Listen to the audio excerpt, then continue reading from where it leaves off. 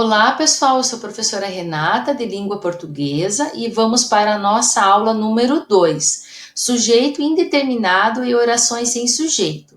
Na aula anterior, eu havia pedido para vocês fazerem alguns exercícios. Vamos corrigi-los?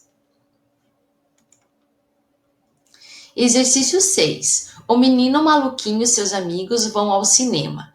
No segundo quadrinho, eles opinam sobre o filme visto. Na fala das personagens aparecem 3 formas verbais: adorei, morri, chorei. Qual o tipo de sujeito dessas formas verbais? O sujeito oculto, eu, não aparece na oração. Exercício 7. Ana tira 2 orações cujos sujeitos são indeterminados. Quais são elas? Então fica, quando afogaram ele, e ainda dizem que é filme de terror. Por quê? Porque nessas 2 orações não aparece o sujeito e o verbo está na terceira pessoa do plural. Exercício 8. A situação mostrada na tira é informal e por isso as personagens utilizam uma linguagem coloquial. Como ficariam as frases a seguir caso a situação exigisse o emprego da norma padrão formal? Letra A ficaria: você viu, Jason? E letra B: quase chorei quando o afogaram. Exercício 9. Imagine que Helga, ao tentar acordar Agar, tivesse dado a ele outras razões. Complete as seguintes possíveis falas dela, fazendo a concordância adequada ao verbo indicado.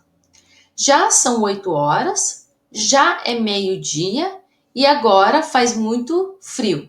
Bom, essas 3 orações é uma OSS. Por quê? Porque eu tenho verbo ser com sentido de tempo e porque eu tenho o verbo fazer com sentido de tempo decorrido. Logo, são orações em sujeito.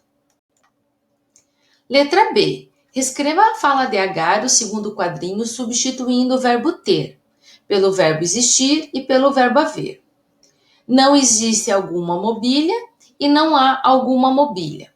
Ao fazer essa substituição, nós notamos que aqui é uma oração com sujeito simples, núcleo, mobília.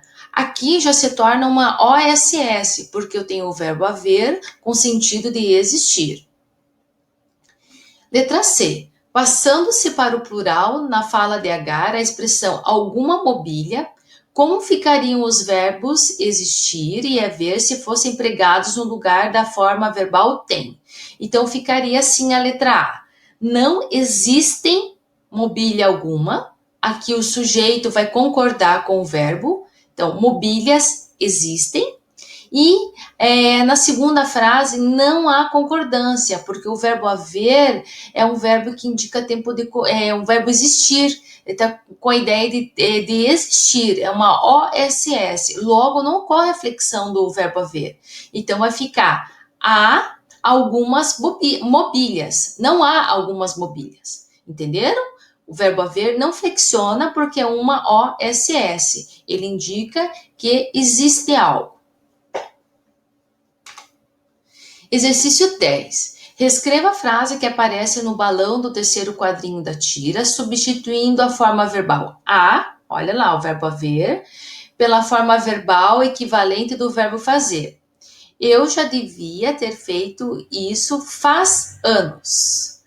Então, o que acontece? Agora eu transformei em sujeito simples, tá? Não uso mais o verbo haver, eu coloquei o verbo fazer. Combinado?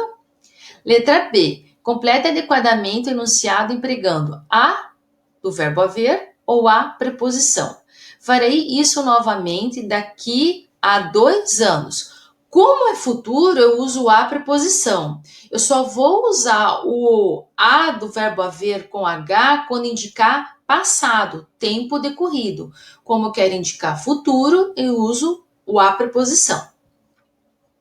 C. Autoavaliação é uma avaliação que alguém faz de si mesmo, considerando seus erros e acertos em certo período da vida.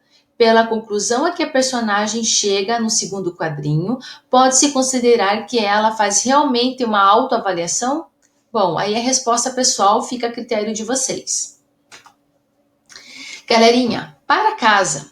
Página 48, exercício 1 ao 4, com o enunciado no caderno. E na próxima aula eu farei a correção desses exercícios e vou retomando com vocês orações em sujeito e sujeito indeterminado, ok? Outra coisa, para casa vamos colocar as nossas tarefas de caligrafia em dia. Então vocês farão página 72 com o título O Açúcar. Combinado?